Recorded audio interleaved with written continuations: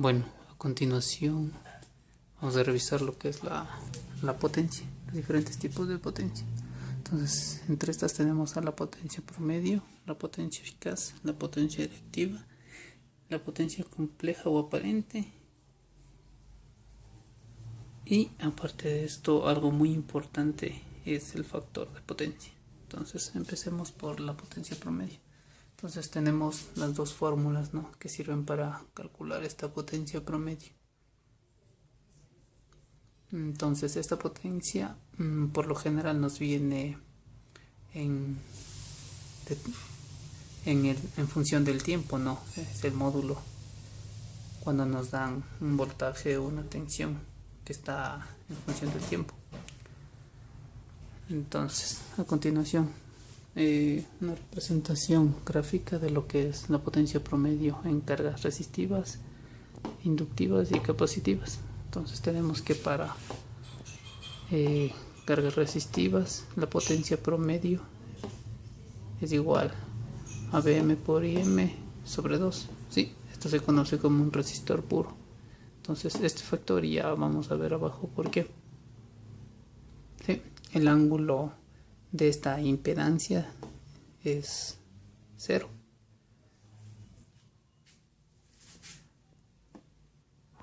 Sí. ¿A qué era el ángulo? Es el desfase entre el voltaje y la corriente, ¿no? Las ondas trigonométricas. Entonces, para una carga inductiva tenemos que la potencia promedio es 0. ¿Sí? Y para una carga capacitiva igual la potencia promedio es 0. ¿Sí? No existe. ¿Sí? Entonces a esto se les denomina inductor puro, capacitor puro o elemento sin pérdidas con lo que respecta a la potencia promedio. Para la potencia eficaz, que es la potencia que sirve en realidad para las máquinas, que consumen las máquinas, ¿sí? Lo que va a mantener funcionando las máquinas es esta, la potencia eficaz, ¿sí? Su unidad se representa en vatios, ¿sí?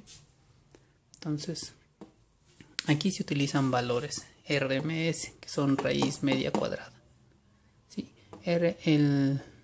Los valores RMS eficaz es igual a la corriente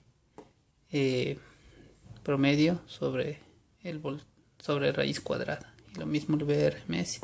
Como les dije, estos valores IM, VM nos dan cuando nos dan el voltaje o la corriente en función del tiempo, ¿sí? Entonces de ahí tenemos que transformarle y ahí utilizamos estas fórmulas, ¿sí?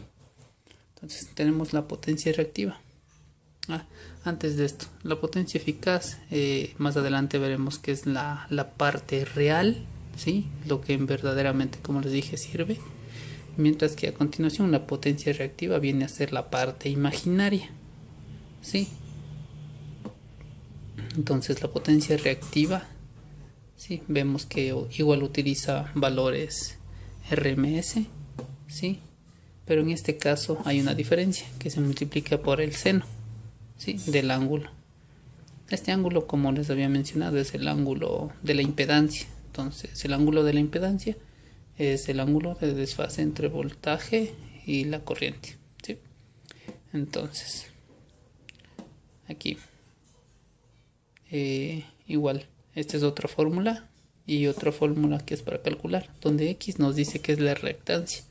¿Qué es la reactancia? No es más que la parte imaginaria, ¿sí?, que tenemos, que vimos en las representaciones cartesianas, ¿sí? Aquí entonces todo lo que hace reactancia es el capacitor y el inductor, en este caso los que representábamos con J, ¿sí? Esos producen una potencia reactiva. Entonces, ¿cómo se los representa?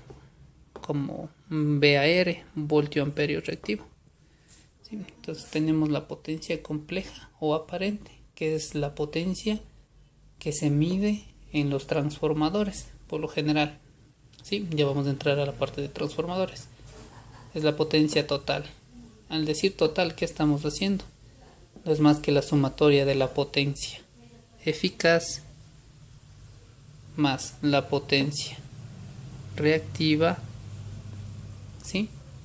Como podemos ver, representamos con una J porque es la parte imaginaria, ¿sí? O a su vez se representa igual de esta manera, ¿sí? En forma polar o en forma cartesiana. Para eso eran las clases anteriores. Entonces también se lo representa como la multiplicación entre el voltaje RMS y la corriente RMS calculada. Su unidad es el voltio amperio, ¿sí? Entonces, de ahí tenemos su representación trigonométrica, se podría decir, ¿sí? Que tenemos el primer triángulo, como habíamos indicado al inicio de los números complejos. Sí, en la parte cartesiana, todo este eje es la parte real, para acá positivos y para acá negativos.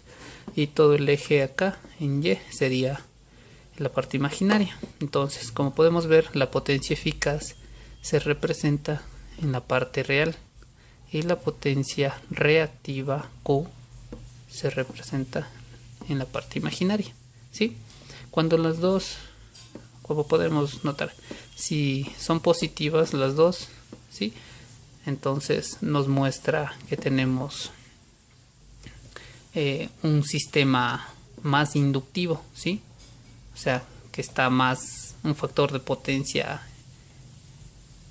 en atraso. Ya vamos a ver más adelante, ¿sí? Entonces tenemos que el módulo, en este caso la hipotenusa, viene a ser nuestra potencia compleja o aparente, ¿sí? Acá en este caso, si tenemos una potencia reactiva que es negativa, eso nos demuestra que simplemente es un sistema más capacitivo, ¿sí? Entonces ahora vamos a ver la parte de aquí está el ángulo, ¿no? ¿Sí? Es el ángulo para sacar el factor de potencia. Entonces tenemos el factor de potencia. El factor de potencia no es más que la potencia eficaz dividida para la potencia aparente, ¿sí? Que en este caso nos da, es igual al coseno de teta, ¿sí? Entonces, como les decía, teta es el ángulo de desfase entre el voltaje y la corriente. O sea, también que es lo mismo, que es el ángulo de la impedancia, ¿sí? El ángulo de la impedancia total.